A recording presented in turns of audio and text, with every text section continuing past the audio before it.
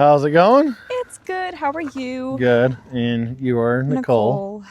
Yes, sir. How long have you been doing the whole nomad life? For about 4 years, 4.5 years with him, yeah. All right.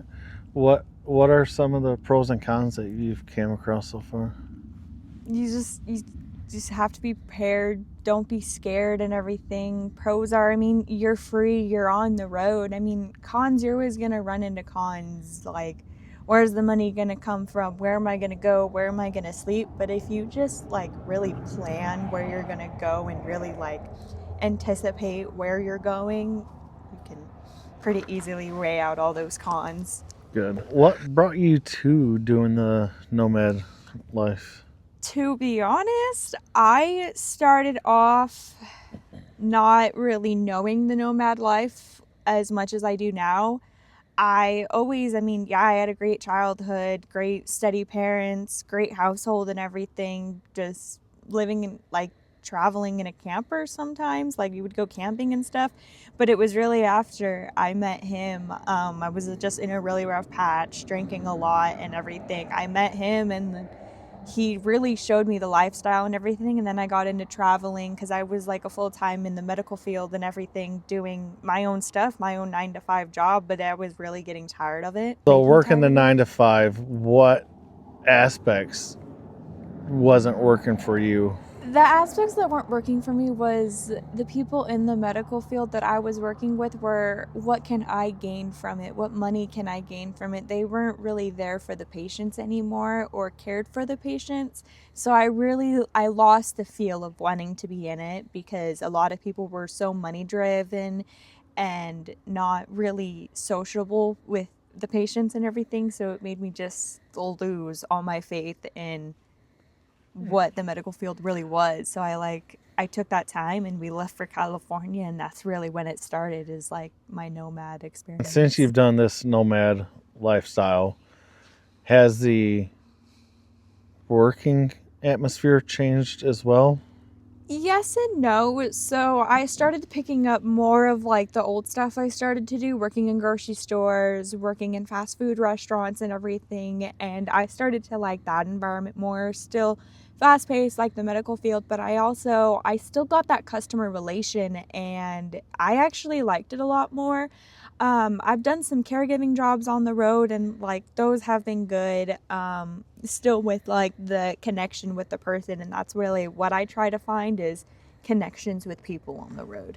You were going to be a campground host, and do you think you're going to have a better experience doing that as a nomad? Yeah, definitely a better experience as a nomad and everything. Us definitely trying it before was us really stepping our foot in the door of being a nomad for the first time. We have our fifth wheel, everything was great, but we just did it so backwards. And I feel as though this planning within these last 2.5-3 years and everything, with building this and just planning and everything, this time will definitely be a lot better of a go around for us, for sure, because a lot more planning went into it. Let's talk about your early years as growing up as a child and into early adulthood.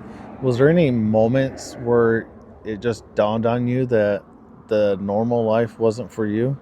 Honestly, no, because I camped, don't get me wrong, I was always camping, but back then I was always in the mindset is, I'm going to be a trauma nurse. That's what I'm going to do. Yeah, I had the aspect of I wanted to travel. I wanted to be a traveling trauma nurse, but I never really had that aspect until the later years, probably 4 years ago, 5 years ago, that the nomad lifestyle really became a dream and reality for me. I was I really like this. I like traveling. I like being on the road a lot more than I liked sitting at a desk charting patients and stuff like that. This is what I've learned is the lifestyle I really want. What are your thoughts on living full-time in a red, white, and blue bus? I love it. Honestly, it's the point where we stand out. We're different, but we're also so supportive of our veterans and so supportive of the freedom of the country. And with my dad, and my great-grandfather being in the military and his family being in the military and police force and everything, it really just, like, it just strives us, like, the freedom. I love it.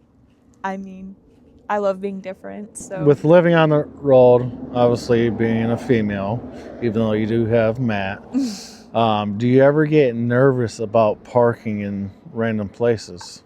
Yes, I do tend to get nervous because sometimes he's not even there. Sometimes I have to go run like in the car to like town or to work. Like I don't have him. I don't have the safety of that. So like when I am working in like those sketchier areas, yeah, I do get a little bit afraid, but at the same time it's just like I know nothing's going to happen. Like I can protect myself like if anything does happen too. And then in the past 4 or 5 years, have you become more used to camping or parked in random spots and being more at ease with the whole situation? A lot, and especially with like he said, we were stuck in our van for about 2 years, or about 2 months, not 2 years, sorry, about 2 months in a Lowe's parking lot. So yeah, definitely being camped and parked in like random places definitely gets you to be like, okay, like now I'm comfortable. They don't really bother me anymore. Do you want to give any advice to any female travelers that are doing this, that are nervous about parking in random spots? Don't be afraid. Get to know the people around you. Like he said, like get to know your neighbors, especially if you're like out here in the desert parking and stuff like that and you still feel nervous about it. Get to know your neighbors. I mean, we've met some amazing people on the road. Amazing people, amazing down to earth people. I mean, just don't be afraid. And if you really do have those fears, then maybe it isn't for you. I mean, if you're not willing to take that leap of faith and trying it for yourself, then maybe it isn't for you. And like if you want to get yourself protection, then buy yourself protection. Then you can always have that as an option. But I mean, even if you don't, I mean, just know how to defend yourself too. I mean, if you really want to take that, take some self-defense classes. I've taken a few too. It's always good to have. I mean, Yeah. even if you are like living this lifestyle, to have some self-defense classes to learn how to defend And yourself. living on wheels, you also have the option of leaving as well, rather than like if you're in a house and there's some If sketchy you don't people like outside. an area, just pick up and go. I mean, there's been several areas where we've been camped for a night. We're just like, we don't like the area, we don't like our neighbors, let's just go, and we've left. I mean, that's also the beauty of it. I mean, you have the ability to pick up and leave wherever, whenever you want. I mean, plan it. Always plan it though before Always you have a leave. plan B. Always have a plan B, because you always know, like, if you've never been to the place before and you have a place set out, what if you don't like it? Always have a secondary plan. That's what we always have. Do you ever miss the normal life? I mean, yeah, I miss my family and everything. Like I said, like I have a huge family. We always do parties and get-togethers on random days of the week. So like those aspects of it, I definitely do miss. I do miss the big gatherings. I do have emotional phone calls with my sister still because we're extremely close and we used to be like together all the time. And she's finishing up her senior year at NAU, so we were up there for a little bit. So after I really like left and moved down towards here after we left Flagstaff, like it really hurt her too, so then I wasn't really close to her anymore. So like, yeah, those aspects I do miss my family. I do miss being around my family constantly, but it's just like I'm living my own life. Like I'm my own human. I can't just rely on my family for everything, you know? Yeah. Since you're mobile, have you realized that it's easier to be places that are important for family members too? Oh yeah, most definitely. We've made it birthday parties and anniversaries and whatever we need to be at. I mean, we're always, okay, cool, let's plan ahead though. We have a calendar, we always plan ahead, we always make sure we have the funds and we go.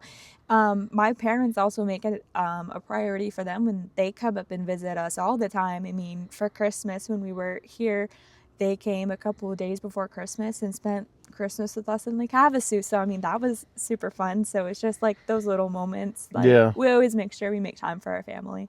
So there's no real hurdle to be close to family members and friends, especially being mobile now. Not really. If anything, it's now like the hurdle that we have is, okay, we have family in California, we have family in Montana, we have family in Iowa. It's just like, now we have to plan, like, now we can go these places and see these family members we haven't seen in like 5-10 years or whatever it may be. Now there's no hurdles anymore. Like, I can go see them and he can go see them, and it's just a great feeling, honestly.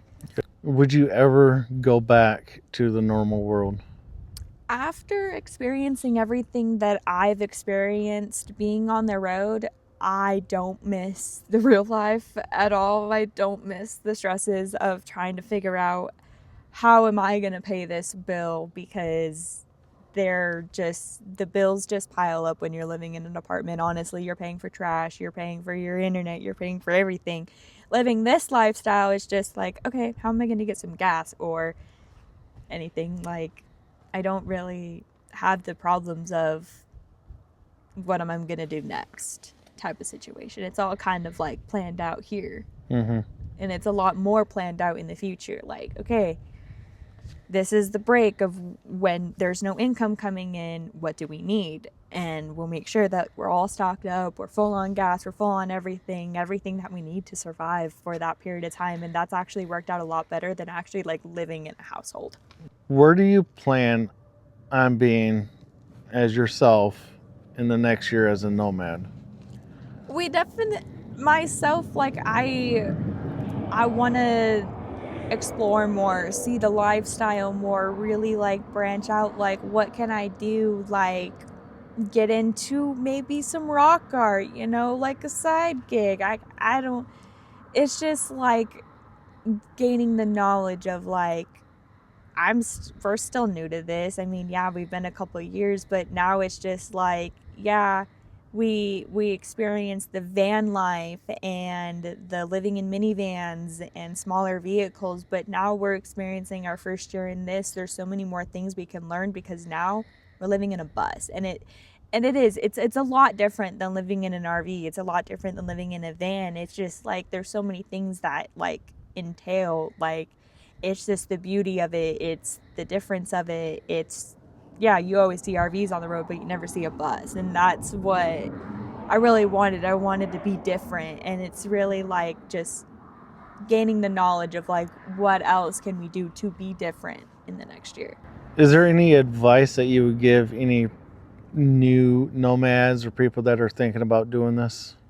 Be prepared for anything, to be honest, because you're gonna hit ups and downs regardless. Whether when you're starting out, you're gonna get ups and downs for sure, because you're gonna have to get into your own routine of like how you make it work. Yeah, you can watch other people, you can go based on other people, but you should never really follow what everybody does. You need to get your own routine of what works for you and everything. If you want to work every day, okay, go park in like a great town where you can get a job so you can work every single day.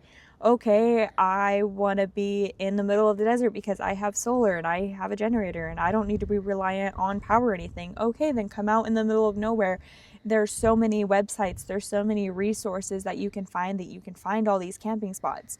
And then if you need power and stuff like that, there's so many towns that have so many nice like RV parks or state parks that you can even stay at. It's just really finding like your routine and like how you want to do it.